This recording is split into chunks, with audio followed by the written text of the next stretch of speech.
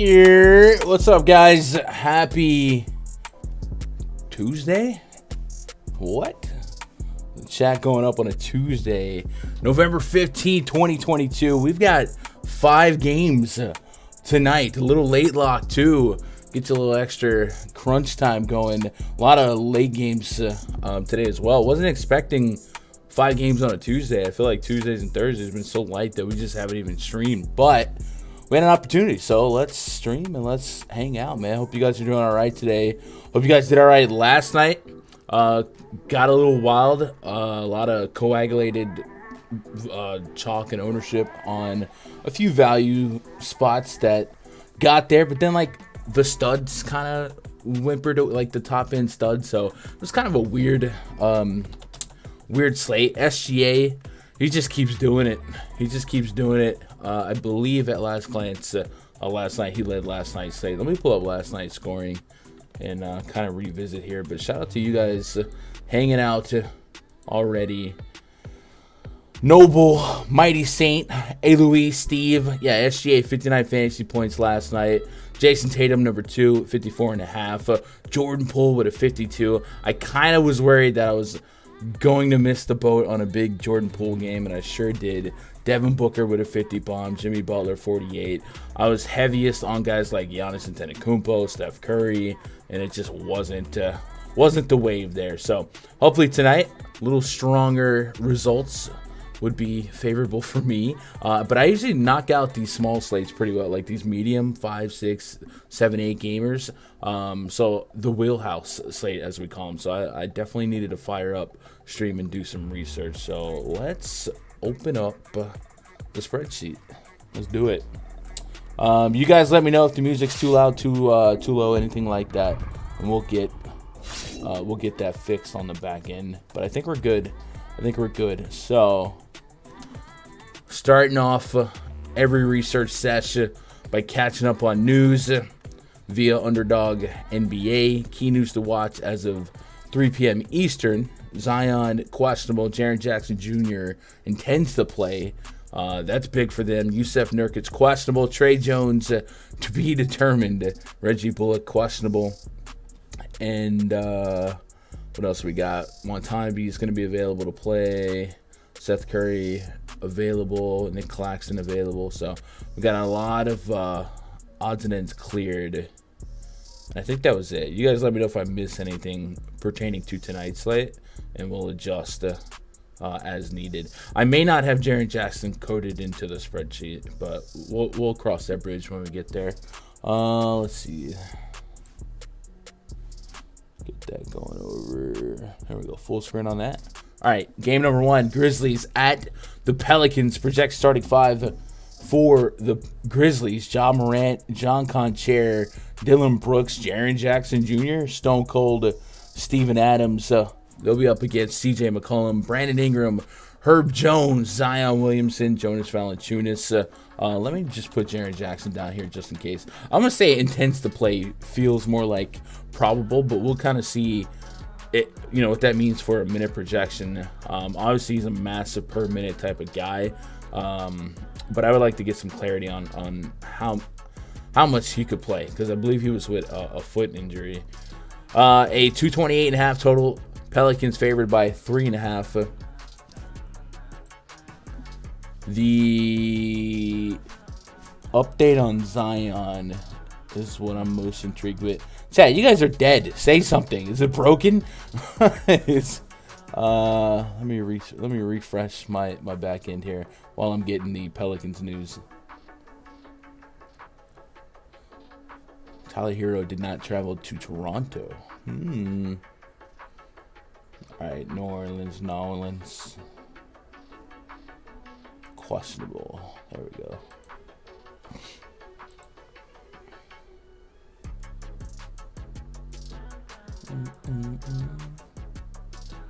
There it is. All right, now I see the chat. I thought that you guys were just quiet. My chat was just paused. That's a scary feeling. I was like, okay. What's up, Moose the King, Dylan, King of all trades, Arizona drama. Catch big last night, faded Raptors, and it paid off. Nice. What up, James? I tell you what, let me reset the screen here.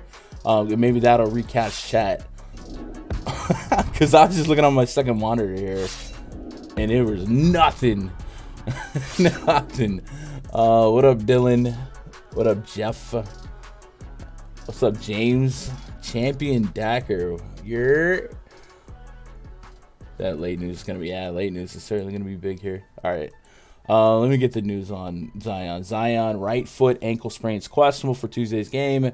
He played 36 minutes in Saturday's win over the Rockets. Unfortunately, he's come out of that game with an injury concern. If he has to sit out Tuesday's game, Trey Murphy III, Larry Nance are the players who stand to see the largest minutes increase.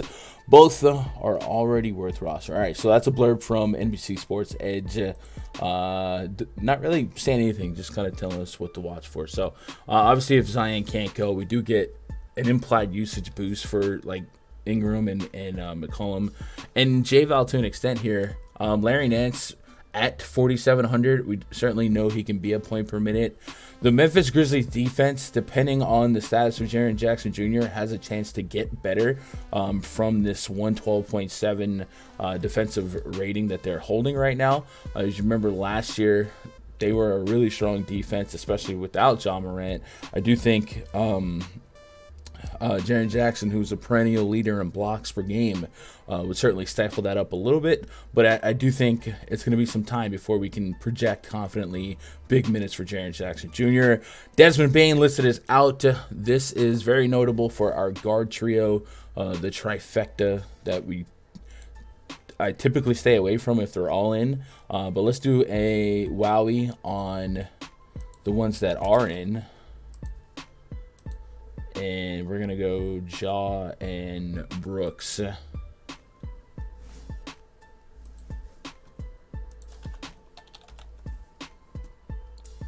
Why is Opto tossing 7 Jazz? Good Lord.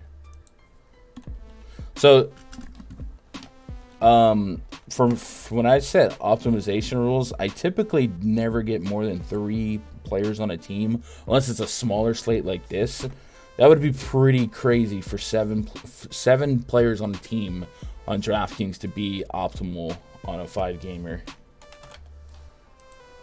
Like, almost, the odds have to be like astronomical.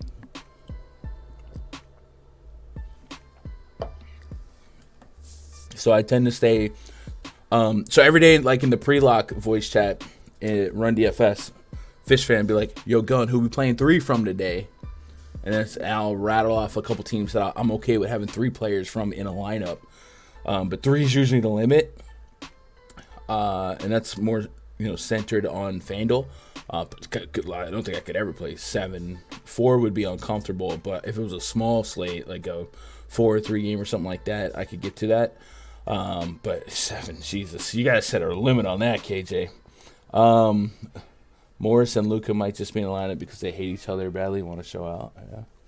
Back to the channel after a while off. What up, German? Hope you're doing all right. So since the beginning of last year, Dillon Brooks, Ja Morant on, Desmond Bane off.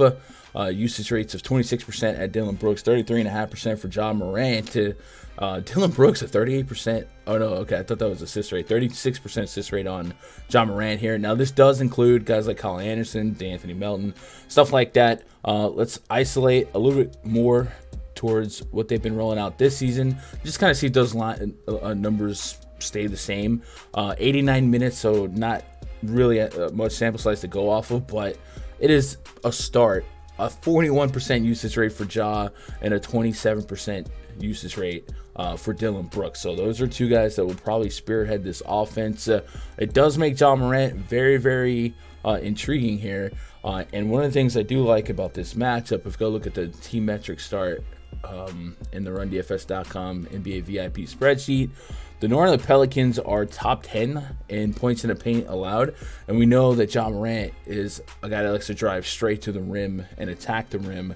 So this could be a double plus-up spot for him, considering the lack of Desmond Bane and their inefficiencies in the paint, and they might lose Zion. So A good spot for John Morant to pop off here. I put him at 35 minutes, getting a soft projection of about 50 fantasy points. And in the grand scheme of the slate, 50 would be good for top three, with KD and Luka Doncic being the other two. But he comes at over $1,000 discount versus those others as well. So good spot for Ja. Gonna have to probably tier to him there. John Concher, Dylan Brooks, all these guys spin the wheel, make a deal. They probably will fall in the player pool. I would really, really like to see some guidance or some type of indication on what the plan would be or will be with Jaren Jackson Jr. I don't have a lean right now. So if you guys see a quote that drops or anything like that, share it with the class. Hopefully a pregame interview with the coach later will kind of reveal the plan for Jaren Jackson Jr. My guess is being down that long with a foot injury that he doesn't come in off the rip and play 30 minutes, right? But what does that mean? Says if all goes well leading up to tip-off, Jackson will make his season debut in the nationally televised contest against the Pelicans. It'll be the forwards' first matchup, blah, blah, blah, blah. All right, so that's all I'm worried about for him is how many minutes will he play. Otherwise, 5,800, it's kind of a attackable price point if it's an unleashed version of Jaren Jackson Jr. On the Pelican side, I've been approaching them the same way. If they're all healthy, I just kind of max one of three in a group.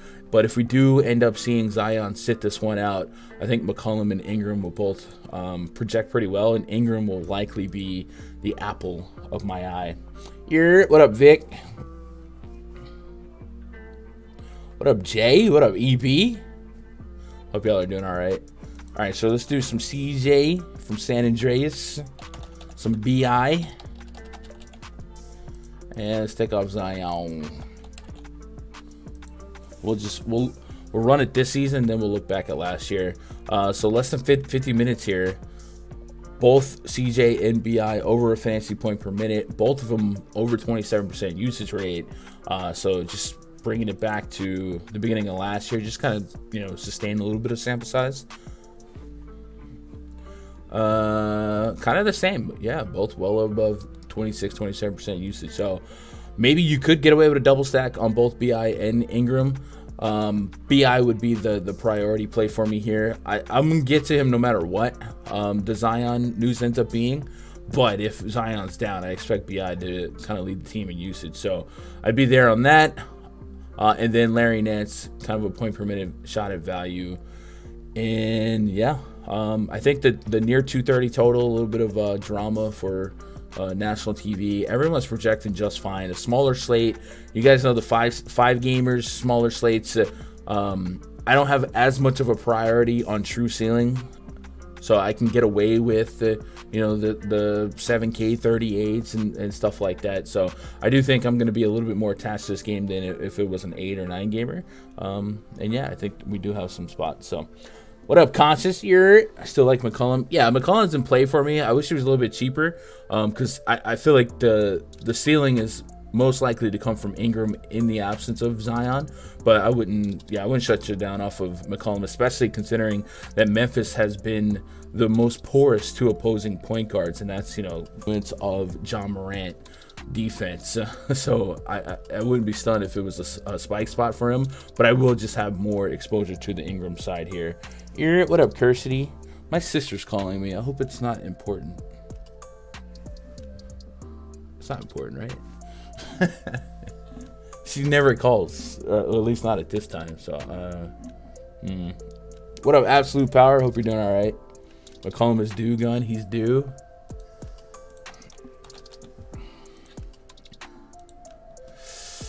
Ooh, man. I mean, he's got some shot volume there. If this man could turn a 30 or 20% shooting night into like a 60% night, he just might.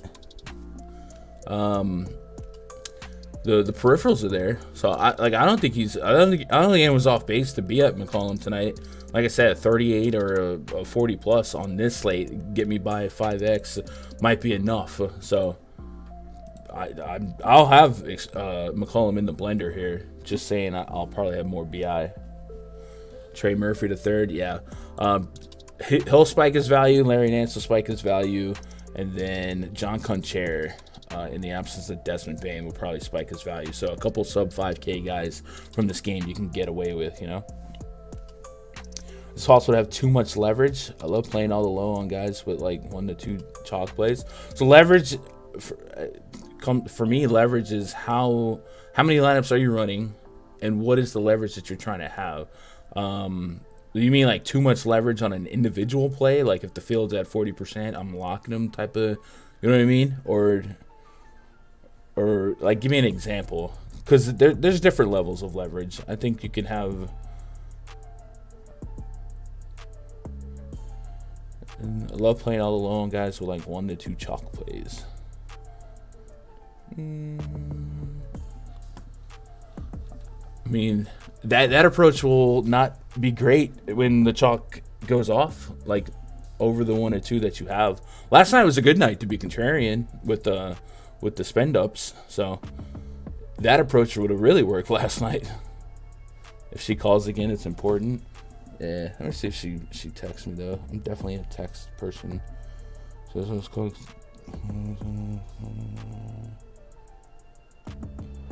Okay.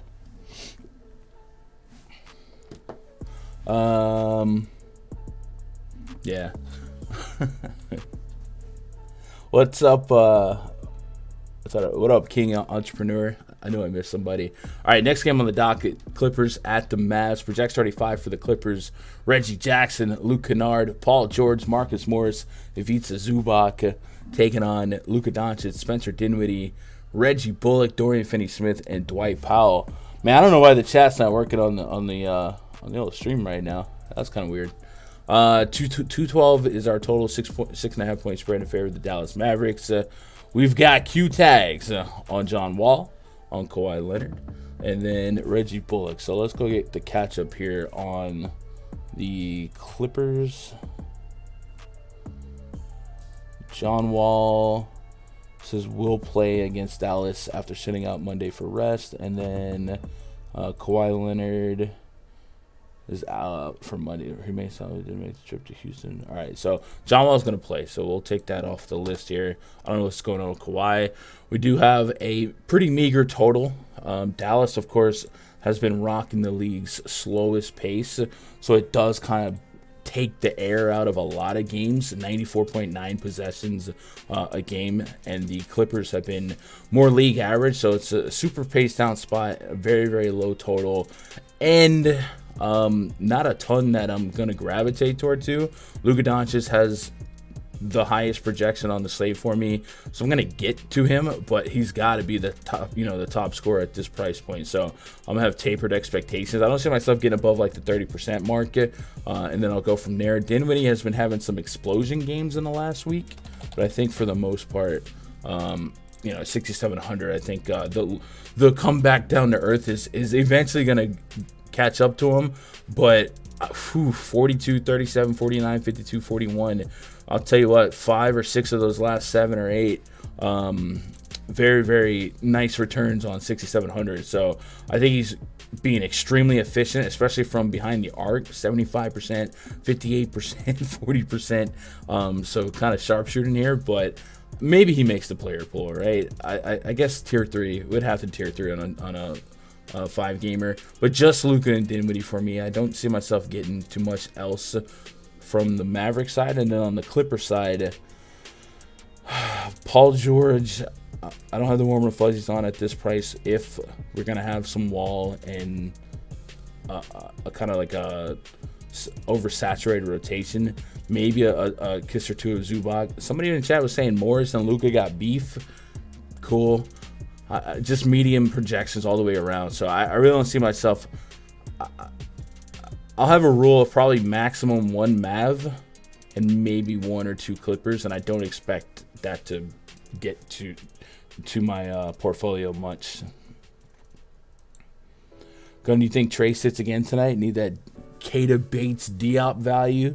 Man, maybe. I wouldn't expect him to sit last night. Just kind of hit us because he was primed to be like a top 10 owned guy on the slate, and then he wasn't on the slate. What up, Mike? Jaws 40% tonight, so I fade him for someone like Dame.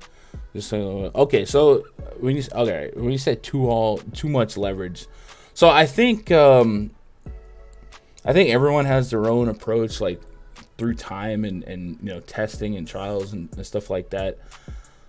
Like if a player's 40%, I think we get too caught up in he's either gonna hit his ceiling and pay everyone off or not.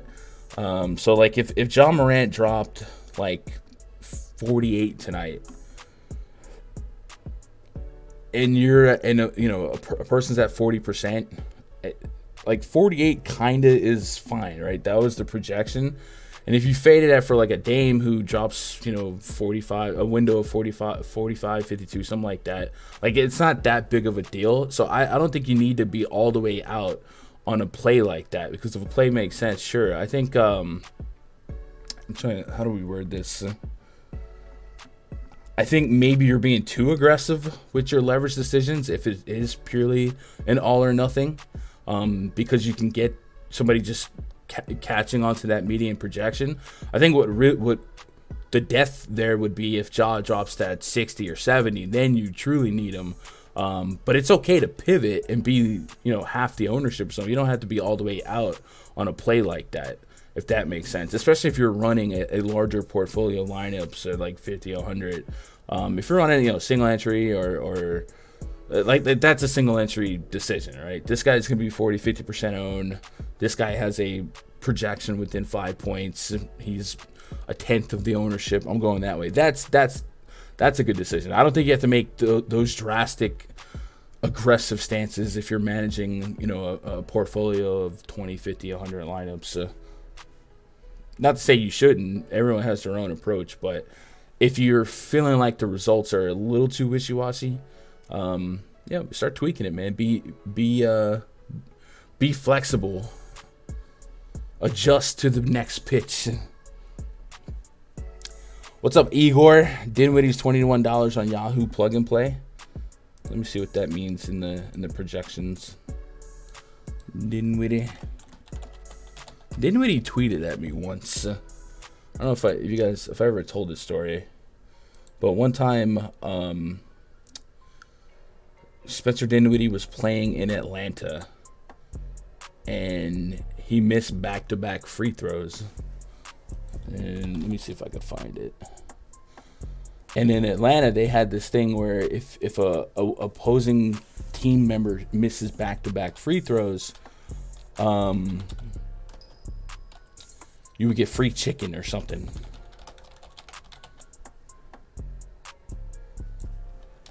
That's Dinwiddie smoked.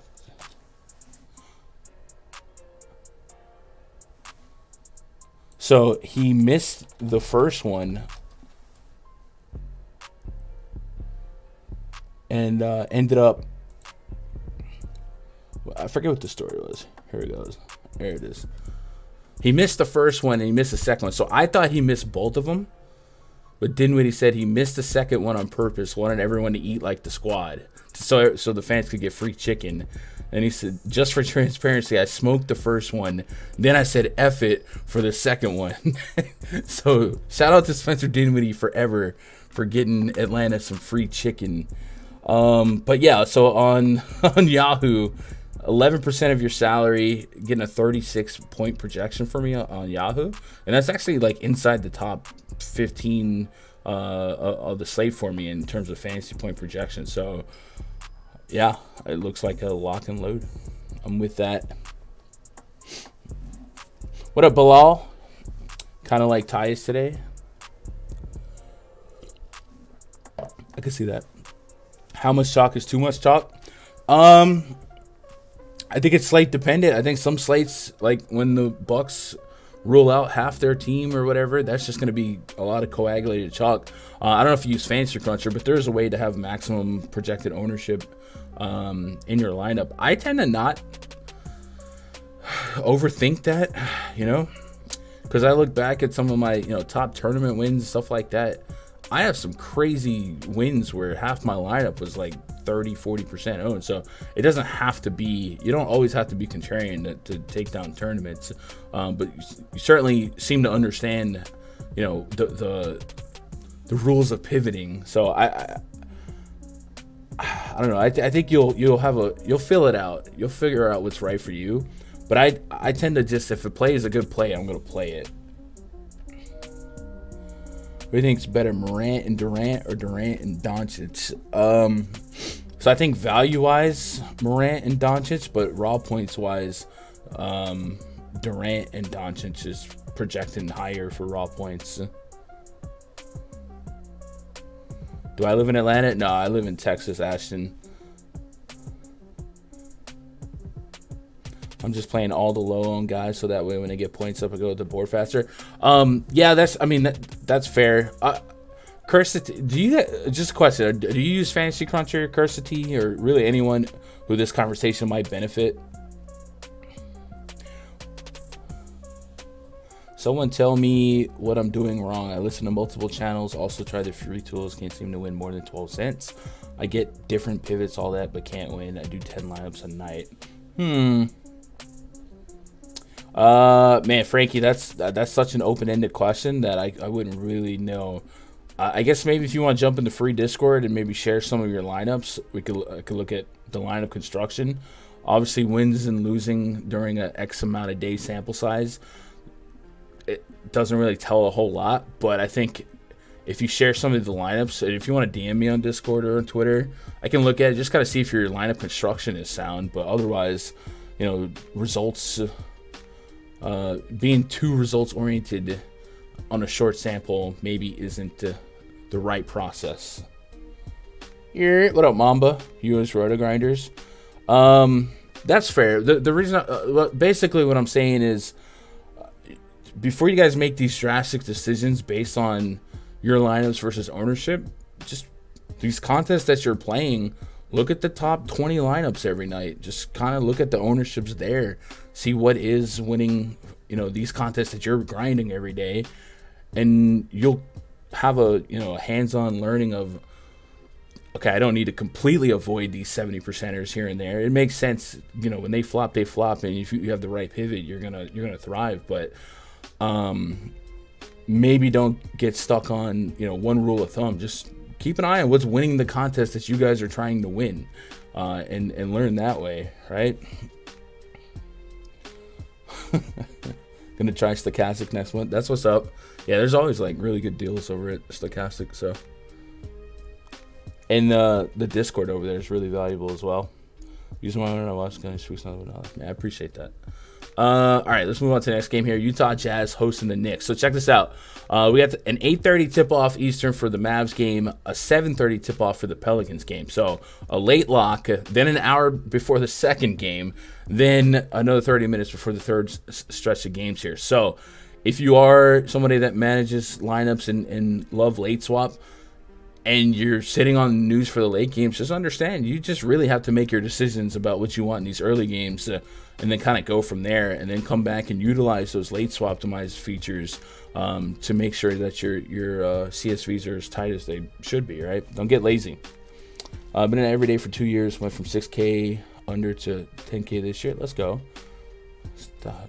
One single lineup, man. Let me get the hang of it. What's up, C-Dot?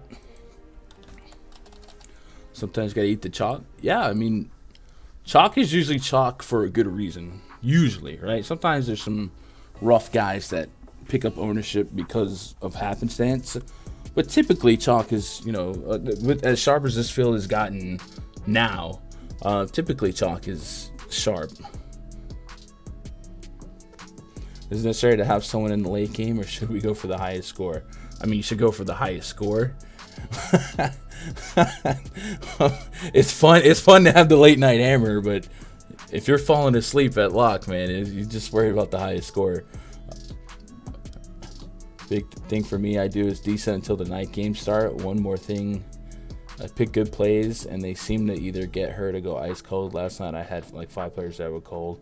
So Frankie, then that sounds more like a short-term results-oriented reaction than a process mistake.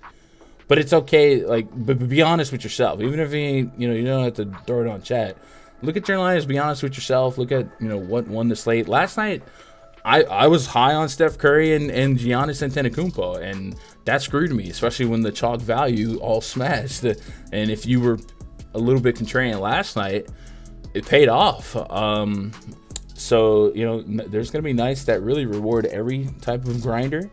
But, I don't know, you sound kind of down on yourself, so I don't know what your sample size is, but be honest with yourself. If you guys do use, and this is, you know, Fantasy Cruncher is what I use, but I'm pretty sure every site has something like this now. So no matter what you're in, whether you use grinders or, I can't even think of any of their optimizers, but the rewinds tools, the look backs, use those. Literally use it. You get time throughout the day, sipping some coffee, reading some articles or whatever, listening to some podcasts. Just kind of like look at what's winning tournaments, and on Fantasy Cruncher, you can run the lineup study, learn what the best players in the industry are doing.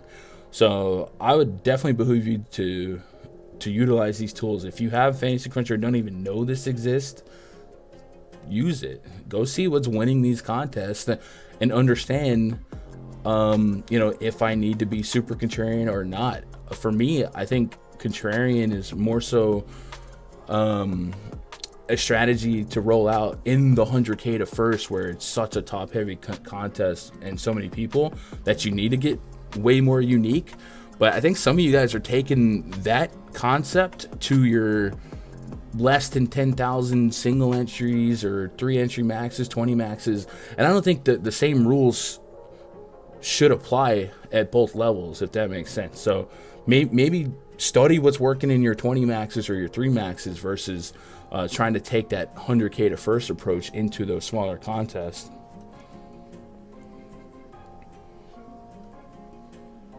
I'll check out some Fantasy Crunchers for sure. But but as far as that tool right there, I think several sites have a version of that tool. Basically, what I'm saying is go look at it. If you don't have a paid subscription to Optimizer, you can literally look at DraftKings contests live when they happen. If you go to the DraftKings lobby on your desktop, if that makes sense. Banton was the only Raptor I locked. It just got different elsewhere. That worked out, right?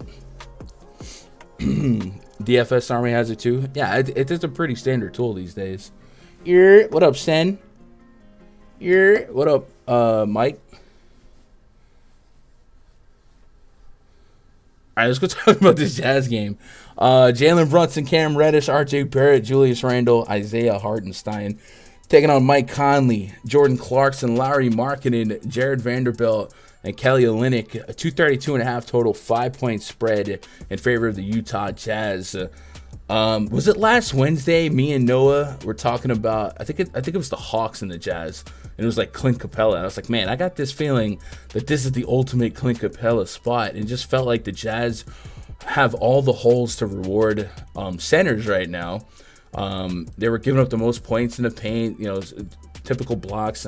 And then it feels like every center since then has just gone nuclear. And there's a spot where Embiid dropped 100. So there's a couple spots that have been standing out in terms of DVP. It's been like point guards against Detroit, Banton last night, centers against like Charlotte, and centers against the Utah Jazz. So I'm certainly going to be interested in who the Knicks roll out in their front court.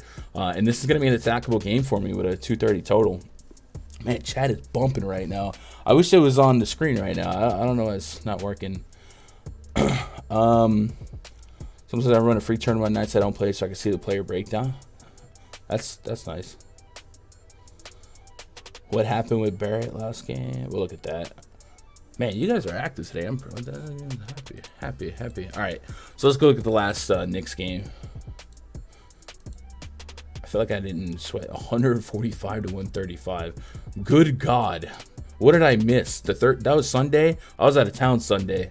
So what happened with Barrett? 19 minutes, didn't come back in the game after a couple minutes into the third. That's a good question. Chat, anybody want to help me out? Because I was out of town Sunday. Wrestling. Was he just cold and Thibodeau went? What did Thibodeau do?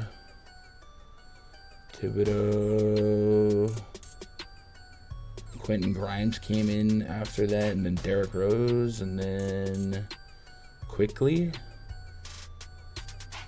Yeah, I don't want to make up something, but if somebody can help me out on what happened with RJ Barrett. Nonetheless, big total here.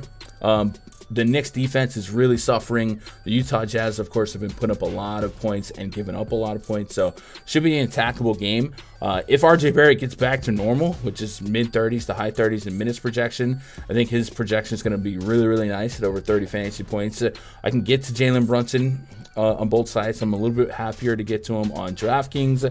And then depending on what's going on in that front court, Hartenstein, Julius Randle, taking advantage of this Jazz matchup that's been super, super optimal. I think Julius Randle stands out as kind of like my favorite click here.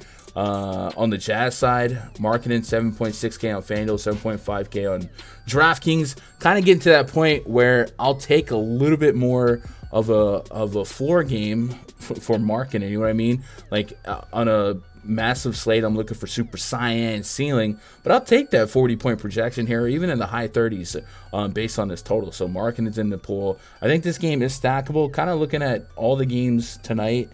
Maybe the Nets and the Kings get a little bit, but I think this is a stackable game. Price considered and everything, right? There's not really any 10K players, only one 8K player. Beefy total. I'll be here pretty liberally and aggressively, right? Pretty sure he got hurt during the game. They came back later. Oh, okay. AKA just went in the effing belt. I did do that. Is it viable to pick players from one team but not the other? Yeah, that's fine, Frankie. This isn't football, Frankie. You know what I mean? You don't have to run back with other. If you like because a question like that is kind of open-ended. But like if I like two 4K players on one team, I don't need to jam in the 9K player on the other team in a 10-man rotation. You know what I mean? So just isolate the best individual plays and don't worry about bringbacks. Very viable. What's your guess on Hartenstein minutes? So I put him down at 25. They have certainly been doing some weird stuff. Jericho Sims has been getting some minutes, even starting at times. I think if he's playing well, he's going to thrive. So if he gets first shot at that front court, I'm going to hope that he has, a big chance to succeed here. It looks like all the starters kind of got benched here. So maybe it was just a matter of the second unit popping off here. I don't know what the score was in that third quarter run here. But maybe that's all it was. One of those weird Thibodeau Popovich moments. So I think if Hartenstein got 22 minutes in the three quarters, if they didn't do this, he was well on his way to 30 minutes. So I'm going to assume that is an opportunity he has today. But I'll just stick at 25. A 25-minute projection is going to give me the fantasy score that I need for him to fall in lineups enough at 4,800 on FanDuel, 53 on DK, and still power forward eligible, I believe. So I'm going to be here at this. I'm going to be on this game quite a bit. Knicks head coach Thibodeau revealed the reason why All-Star for just got by so much that we were just looking for life. The group, okay, so that's what happened. The second unit, the twos were doing their thing. Can you create a lineup with us on DK and then FanDuel? What's the rule? I could maybe do some DK, but I have to leave 2 spots. But you have to remind me, Vic, because I forget when we get there. He's center only on DK. That's fine. I don't think there's any centers that I'm super married to. I guess Sabonis would be fine. We basically have 2 spots to fill a center. J-Val is fine. I would like to probably get to J-Val a little bit more if we do get Zion out. But I'm fine with Hartenstein being center only. But the power forward eligibility on FanDuel is really nice.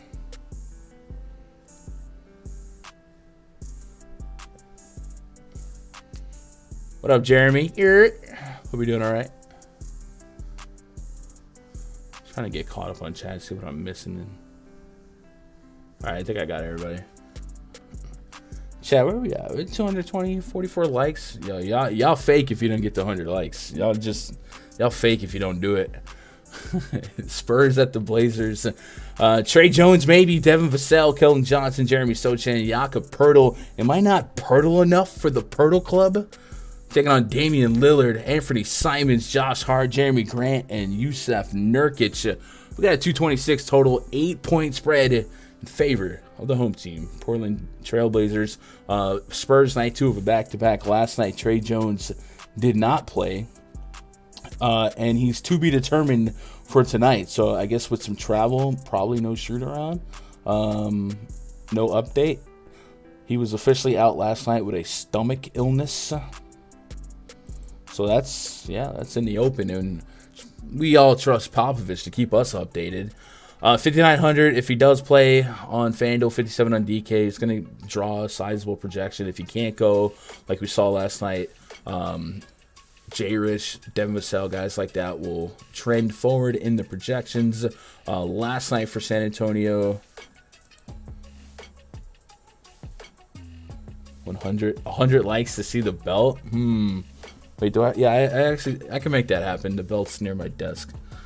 100 likes to see my tag team championship belt. I feel like such a mark. So Sochan, Vassell, Kellen Johnson, Keita Bates-Diop, and Jakob Poeltl were your starting 5 last night. There was something that came out that said that Sochan would run point, and he had a 34% usage rate in that first run, 21 in the second run. So a 28% usage rate overall on the game, 36% there for Kellen Johnson. So he did his thing.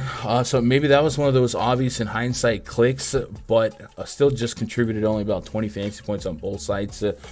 Keita Bates-Diop was the guy.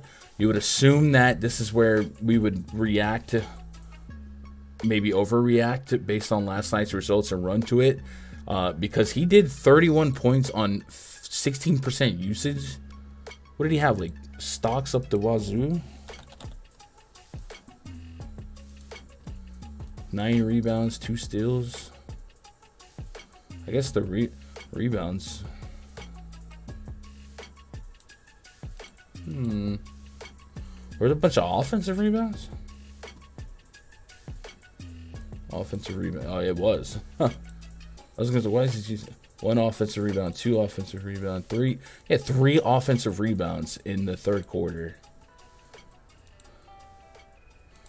That's kind of crazy. First quarter. Yeah, that's wild. Like half of his rebounds are all offensive. So that's really nice for putback potential, right? Those are the best. So yeah, if that opened up, he's really too cheap on both sides. If that's a sign that he's going to get those type of minutes, even in a low 20 projection on a 5-game slate, we haven't really talked about a bunch of value, right? I think the first game had a couple of sub 5K guys, but it was still above 4K. So yeah, I think he would project well. The thing is, you're going to have to wait around for that news to be definitive, more than likely. Show us your belt you won. I think the deal, Dylan, is 100 likes and we'll bust out the belt. Who says, hey, Gunn, you think Dame could be a good swap for Morant in tournaments?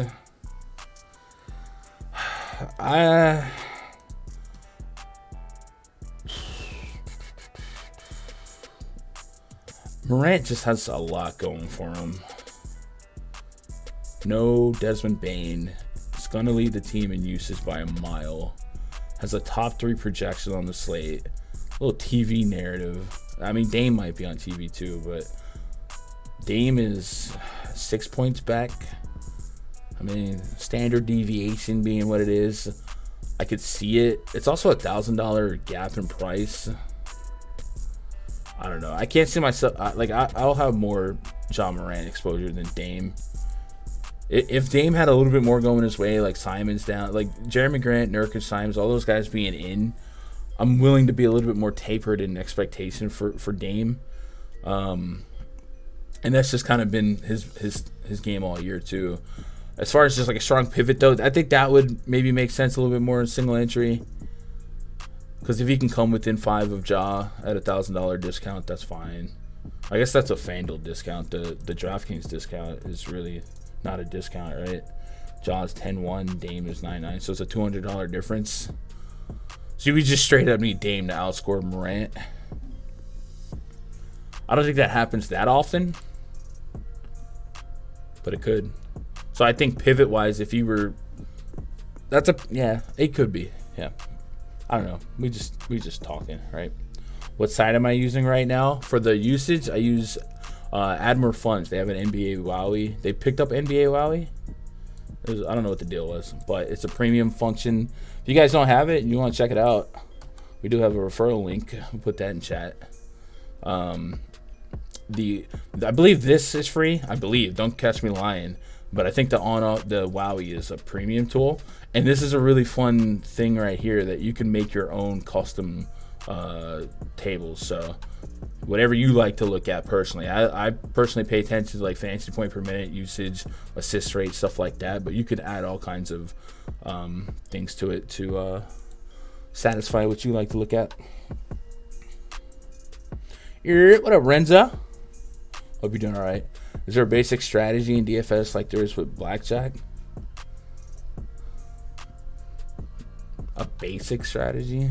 Probably not. I think every slate is different, right? Some slates you're going to have a ton of chalk. Some slates are going to be 10 gamers where you get a couple guys at 20%. So I think you can maybe have a basic strategy for big slates or basic strategy for four gamers, but I don't think there's a basic overall strategy. I guess the most basic of basics would have been like trying to get 5 or 6x value on a player's salary. So I guess that would, like, if you really want to dumb it down. Now, I think we've all kind of evolved to a more complex approach when it comes to that, but that was probably one of the more primitive strategies, I guess you would say, for NBA. The ceilings for Ja and Dame are about the same. Yeah. I just think the Ja gets to a ceiling more in this spot than Dame does. And it's more so, the spreads kind of leaving the door open. I wonder if Trey Jones gets rolled out. Spurs, they're a bad team, one of the worst defenses, night 2 of back-to-back. And if Portland does get a lead, they run a slow pace, blah, blah, blah, blah. There's a lot of usage to spread about. So I just think there's more check boxes being hit for Ja Morant here than there is Dame.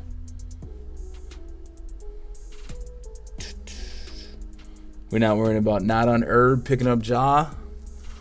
I'm not. I think Herb is obviously an elite defender, but Ja Morant, a lot of his shots, he's just driving to the rack here. So if you got that lateral movement staying in front of him, good on you. But he's driving. I guess he's chucking threes. He chucked 10 and 12 threes. That's crazy. But he's the type of guy that goes straight to the rack. And if Herb stays in front of him, maybe some foul proneness. Certainly a net negative to have Herb up against you. But I just tend to trump usage over the defense in most spots. Is this the first time Ja and Zion played against each other? Maybe if Zion plays. What up, Ariel? Basic of basic is finding people with lower ownership and lower medians as top single players. There you go. Actually, Steve, I would say that's even a little bit more advanced. I mean, I don't know how basic he was talking. But like, if someone just walked and said, "Yo, Gun, I want to play NBA DFS," and I'm just like, all right, how do I baby step you into learning? I would probably say try to play players on a multiplier on your salary just to kind of grasp the concept of a player's worth, or what $1,000 in salary is worth. And for me, it's anywhere from 5 to like 8 points, right? The lower the salary, the more I want, and then so on and so forth. And then I guess we'd kind of introduce ownership as we go. That's a lot to learn at once. I don't know. That would be a fun video series. I'll find a noob and explain it.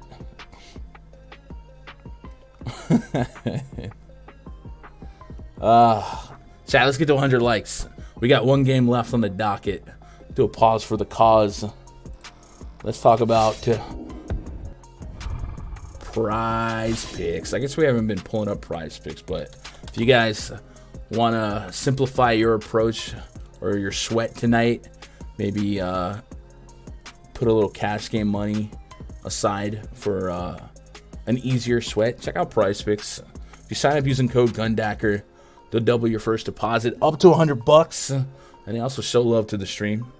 They have every Tuesday a promotion called Taco Tuesday, and today there's a taco on Paul George, and what this does is it discounts a typical projection based on what a player prop would be, on the normal sports book or without this discount. And right now you can get Paul George real point prop at 19.5, where it would have been 24.5 without this taco. There's only an hour and a half left to take advantage of that taco. So if you do want to get some of that, go on and do it. You could put up to 5 picks on a card. You have to have a minimum of 2, and you can power play it, get up to 10 extra money, I believe, and then you could also flex it and get a softer payout, but also still get paid if you miss a pick. So lots of fun picks here. I would probably be on the over of Paul George, 19.5. What do we got Paul George projected at in the spreadsheet? We got him at 20, almost 23. So yeah, I'm leaning the over there. And then who we thinking? Maybe like Julius Randle. My favorite thing about PrizePicks is that they offer fantasy points, and the fantasy projections and scoring that they use is linear to FanDuel. I should say the scoring that they use is linear to FanDuel. They have Julius Randle at 37.5 fantasy points, and we talked about that front court of the Utah Jazz being what it is. I have him at 39, so it's slight over, so I'm not going to jam that. What would be a 2 pick if we wanted to tie this Paul George to something? Maybe there's a line on Ingram if we think Zion is at best limited. There is not. So they haven't put up, we don't have Pelicans lines right now. All right, Dylan Brooks 28, Lucas at 57. Dinwiddie's at 30.5. He's been smoking that, but one day that's going to come true. So how about Lauri Markkanen, 36.5? I believe I have him at 42 or 41. I have him at 42. So I get about a 6-point gap there. So if I wanted a 2-pick right now, I'd probably go PG and Markkanen over. And then I would, do some more research, react to news accordingly. So check out PrizePicks. Use code GUNDACKER when you sign up, and get double your first deposit up to 100 bucks. 100 bucks. Where are we at on likes here? 83. Let's go.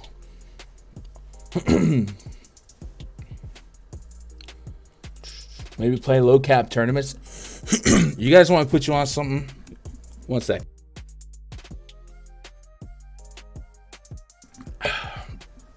I need to make a video of this, but anyone that plays on DraftKings, I'm gonna put you on something, because it sounds like we got some guys in here, and I get this. Not everyone runs 150 lineups, but you guys want some contest selection hacks? I got you. Give me a second.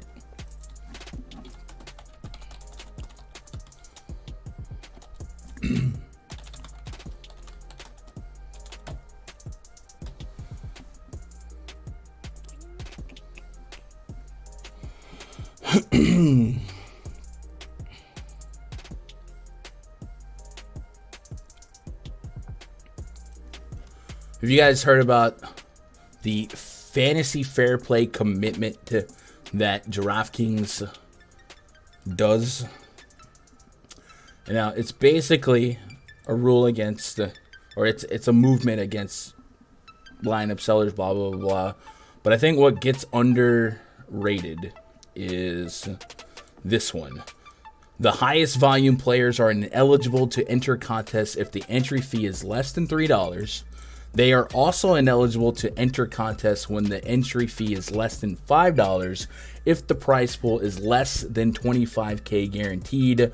All contests with an entry fee is less than $5 or 20 entry max. So if you are struggling to win, when you open up the DraftKings lobby, I would encourage you to look for contests that are under $5 with the prize pool of less than $25K. That means you're not going against sharks. And that's a step forward to dumbing down the competition a little bit. And then, of course, the 20 entry max outside of the mini max will kind of, just make it easier for you to profit if your process is there. You should be doing this. It's very important. What up, Jared Bell? No pair market and points over. You like his real points over the fantasy points? Let's go check it out. 19.5. I can get down with that. What up, Chris? Here.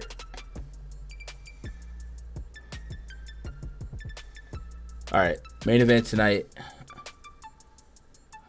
Sacramento Kings hosting the Brooklyn Nets. Project 35 for the Nets. Edmund Sumner, Joe Harris, Royce O'Neal, Kevin Durant, Nick Claxton taking on Darren Fox, Kevin Huerter, Harrison Barnes, Keegan Murray, and Domantas Sabonis. 226 total, 1.5 point spread. In favor of the Kings. Lock B. Wilson, man, I appreciate the sub. Yo, chat, where are we at on subs, by the way? We're getting close to 8K. So if you out there lurking and you a real one, we need 39 subs for 8K. If you see that red sub button, click it. It's free. Click it and do it. Where'd my voice go? 226 total here. So two defenses that are less than stellar, including the Kings. Their defensive rating, 115. I think the Kings are a little easier to project minute-wise, but there's a lot to like here, especially if you're into late-night hammers. You get a little KD continuing without Kyrie Irving, just been on a different planet. In my soft projections, he came in as the number 2 raw point projected guy. Between Ja Morant, Luka, and KD, I think KD has that middle ground of great matchup, great usage, and really no one else to steal from him. And Luka, we're dealing with the slow pace on Luka, so I kind of feel like points per dollar, I probably end up with a little bit more KD than Luka when it's all said and done. I haven't completely made a stance on Ja. I think Ja is fine, but I still think my floor feels a little bit higher with KD. So KD might actually be my highest owned out of the top 3 raw point guys. 7 likes, please, and thanks. That'd be great. Smash a few. We close to 100. Oh, man, we are about to get to 100. You guys are the best. Have y'all talked about Claxton yet? So let's talk about Claxton. Wasn't there, I feel like before I went live, something came out on Claxton, or am I tripping? Claxton.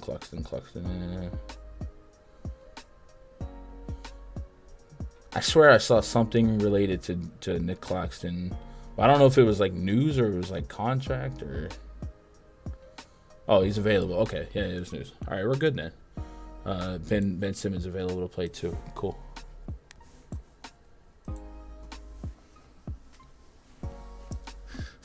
What? Claxton, I got him at a 30-minute projection, point per minute plus. The Kings are porous on defense really everywhere. I think this is a stackable game. We mentioned that the Knicks and Utah might be stackable. I think 5,900 for Claxton, really, really nice. KD, I'll take the raw points. Not necessarily like a stack value guy, but I'm there on Claxton. On the Kings side, I think we're spinning the wheel making a deal. I think I set the rule for no more than 3 Kings, obviously. I don't know that I have to dumb down the correlation logic, but Sabonis has finally kind of flourished lately. He has really struggled this season with fouls. I mean, really struggled. 6 fouls against Portland. Like, every time I look up, he's fouling out. 6 fouls against Miami. 6 fouls. Does he lead the league in fouling out of games? And then when he doesn't foul out, we saw against Golden State, just 1 foul, he was able to drop that 60 bomb. We saw him get more involved in the offense here. There's been some games where he's been stagnant, 10 or less shot attempts, stuff like that. So will the real Sabonis please stand up? And this is why I'm scared, because Kevin Durant is on the other side. You know what I mean? I think projection-wise, Sabonis is going to look pretty nice. 47 fantasy points on FanDuel, 45 on DK. Like, that's less than what I would want at this price point. And maybe if his ownership's too high, coupled with maybe the foul concern, I'll dumb it down a little bit. But he is coming in as a top 5 projected raw scorer on the slate for me. So like I said, I can take floor a little bit more on a small slate like this versus the massive 10-11 gamer. So I can't completely eliminate him from consideration. But if he comes in too high owned, we might have to make a leverage-based decision. That seems to be the topic of this show. So there's that. Darren Fox, about 9K on both sites.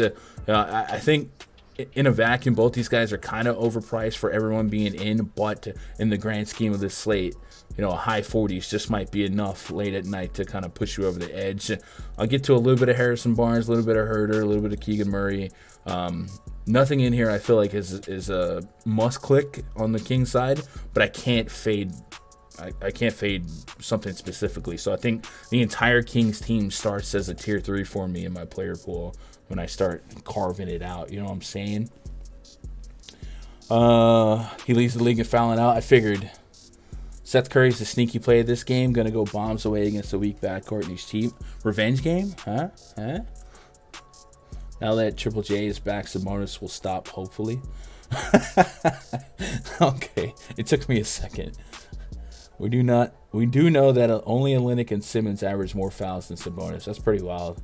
Really, Olynyk? I wouldn't have guessed. What up, Gilbert? John Katie would be the guys tonight. I could see that. He found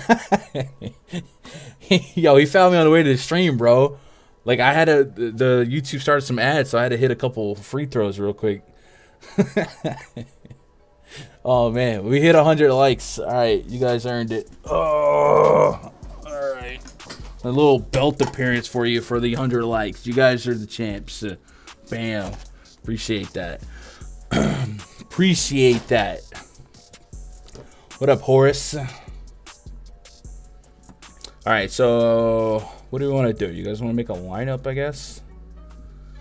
I don't want to do a whole lineup, but based on some of the stuff we talked about, let's put a skeleton together. I got to fix Claxton's price. Hold on. Is it Nick or Nicholas? Nick. All right, so we're going to go Nick Claxton. All right, let's do the trick. There we go. So based on this early projections, how I would set a skeleton on FanDuel is to go find who's the best points per dollar projected value. And I think John Concher from right now is looking solid for me at 4K on FanDuel. So I'd probably want to shove him in either probably a shooting guard spot. 100K to first. Welcome to the gun show. John KD or Luka and PG. I'm probably on the John KD side of that. I probably want to waste or burn Concher in a second guard spot.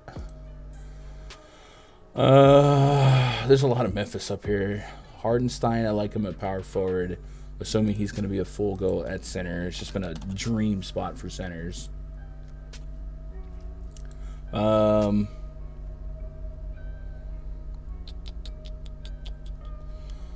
Got to wait on the Spurs news. The Spurs news is really going to be big for shaping lineups tonight.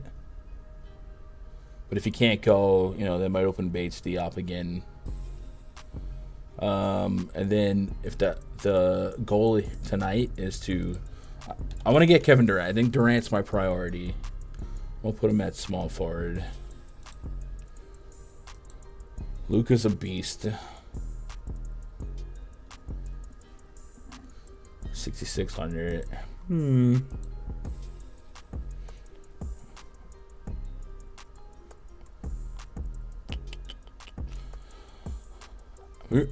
we really need the Spurs news.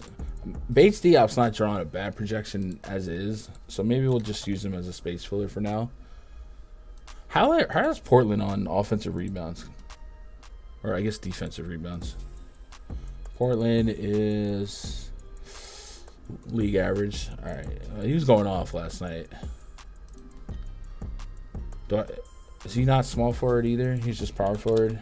Okay, to Bates, yeah, he's just power forward. That's fine. We need a little bit of value. I'm gonna go the Ja KD side. 66 per center spot. So Claxton, we like Claxton. We'll take that 30 plus, pair it with KD. Nance is going to be interesting if we do lose. If we do lose Zion. Who just signed? Angels signed Tyler Anderson. 3-year deal. Okay. Okay.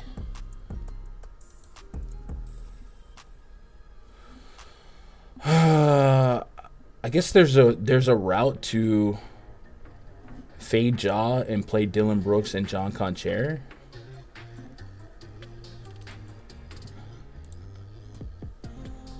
Which would maybe open up Luka. We'll go 62 per. That might be something we can get behind. It makes sense.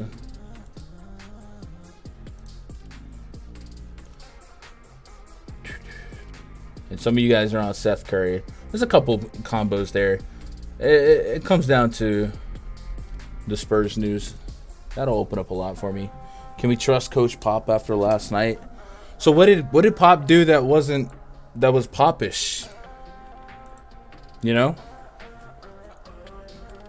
Fox against Brooklyn, I like that.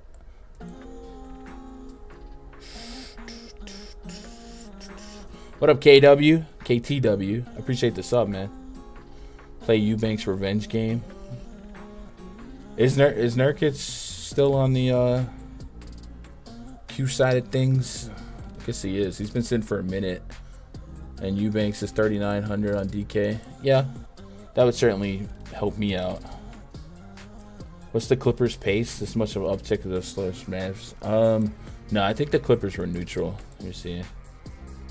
Yeah, they're right around league average, just under 100.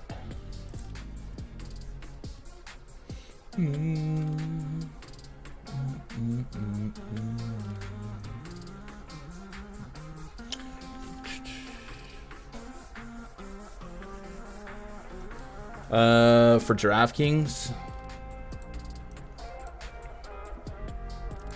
So it's kind of the same approach. So for those of you that are, talking about how we build lineups, I think a lot of people go straight to the top, like the top two guys they want. I want Luka, KD, and go from there. I tend to find the value first and then kind of build around the value. Right, guys are going to overperform their projection or overperform their price point, not their projection. So Bates Diop is looking pretty good, 3,300 again. Those type of clicks. So what would that do for us over here? Bates Diop, a power forward. Who else stands out? Let me just take out all the 5K guys.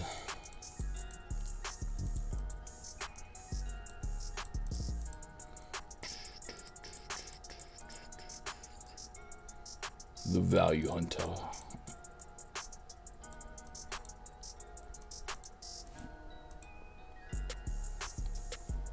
Didn't start Jay Rich. So did they say they were going to start Jay Rich? I know that was something that we speculated because he had started before. I remember seeing a quote that says Sochan was going to run point. It's but I remember seeing that before the game. So I don't know that he okey-doked us or not. Moine Tampa, appreciate the sub, man. Welcome to the channel. I'm getting a really good projection on Sexton. Am I broken? 25, 22. I think I gotta fix that projection. That seems a little aggressive. Man, the top of the value for DraftKings doesn't look that fun to me, if I'm being honest. I don't see any rocks. Diop is just kind of a hunch if trade didn't play. But I have trade factored in right now, so I think Diop might be a play no matter what. But this is really rough up here for DraftKings. So we might just have to take the 4.9 value from the Grizzlies and the Grizzlies, and maybe we get Zion down. This is rough. All right, we'll take a couple of the 5K specials. We like Claxton.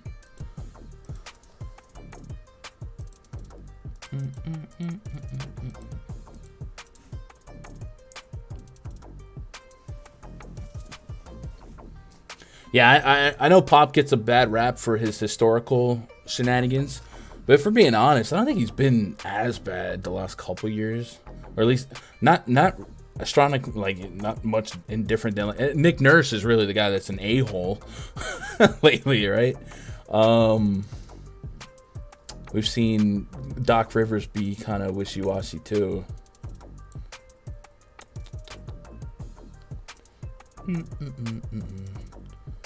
Yeah, I would be all for Nurkic sitting out another game. Looking at how few value options I have with confidence. If Nurkic wants to miss another one, I'm here for you, Banks, against the Spurs. Why not? So let's kind of hope that happens. Because, man, this value chart's bad. I'll take Hartenstein too, I guess. So maybe a skeleton there that would get me started. And I would really hope to get a hold of some like KD. I know that's going to tax me here. 64, 66. Maybe we do the Brooks Conchair fade jaw approach again. Find one value guard and one high end guard.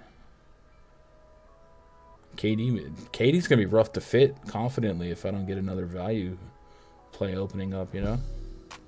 So I guess what we're really watching for is Trey Jones and Yusuf Nurkic to kind of set the table for us for some potential value. Yeah. All right, yeah. Or we just make a really balanced lineup on DK.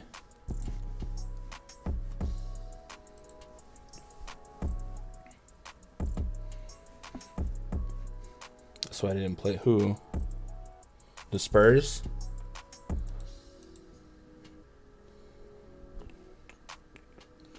Yeah, fourth quarter was a different rotation. And I guess maybe Bates D-Up got a benefit from the fourth quarter too.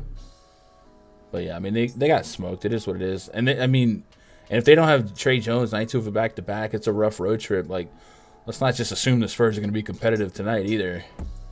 So it's still possible. But as far as, like, what started, like, with Popovich, you know, like, I don't remember there being an okie doke based on what actually was rolled out as the starting lineup. We just kind of assumed, and what we assumed was wrong. So, like, a lot of pops that just came with DDR and LMA Gasol. Yeah, and when he was, like, fighting the league on the TV rules and stuff like that. That sucks, that part. That's crazy. We've been there, right? You got enough PMR. You're looking at first place. Man, I'm only 30 points back. I got 4 players. You start daydreaming about what you're about to buy. What you're going to tell your boss. And then next thing you know, you're not cashing. I'm like, what? How'd that happen? Oh, yeah. Chat, you guys got anything else? It's been a lazy day. Hey, tomorrow the schedule is... what is the schedule? I actually don't think we stream on the channel tomorrow. Give me a second. I'll double check with you guys.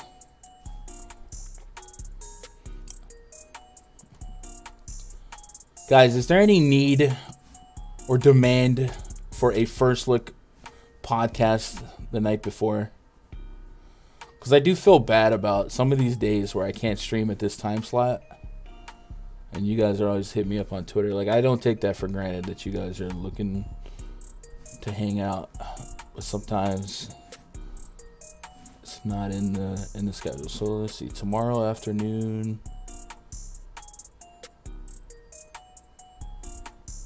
Actually, I think I can stream tomorrow. I was thinking I might have a No House Advantage stream tomorrow, but it looks like I don't. I have some NHA video. If you guys haven't tried No House Advantage yet, I'll have a couple of videos for their site tomorrow on the Stochastic channel. But I don't have obligations tomorrow afternoon, so we will stream tomorrow. Sounds good. Donnie Baseball. Donnie Barrels. Appreciate the sub here. What is tomorrow's slate looking like?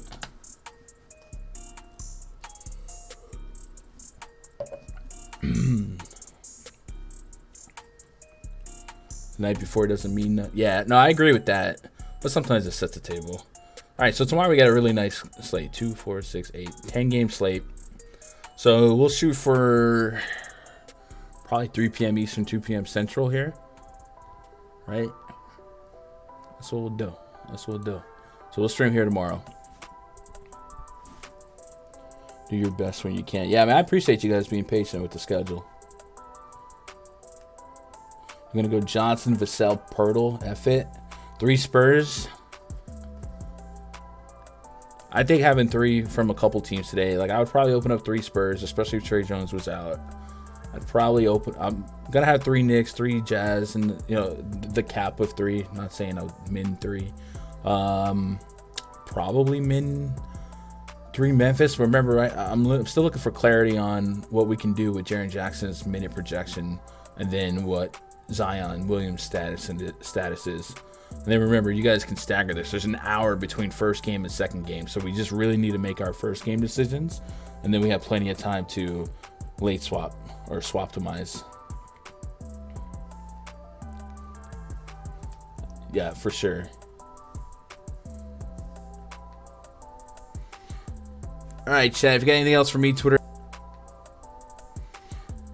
All right, Chad, if you got anything else for me, twitter.com/Gundacker. Hey, listen, there's a free Discord. Link to that's in the description below. Get in there. If you got questions, you can tag me. Discord's been a little less active this year. I don't know how I could fix that, but if you guys got ideas, let me know. Maybe do some giveaways or something like this. We got a bunch of news coming out for tomorrow, too. Trey Jones, questionable. That helps nobody. Uh-oh. I don't know what just happened. Anyway, I appreciate you guys spending part of your day, part of my day. Tell somebody out there you love them. I love you. Good luck. God bless. Go win some money.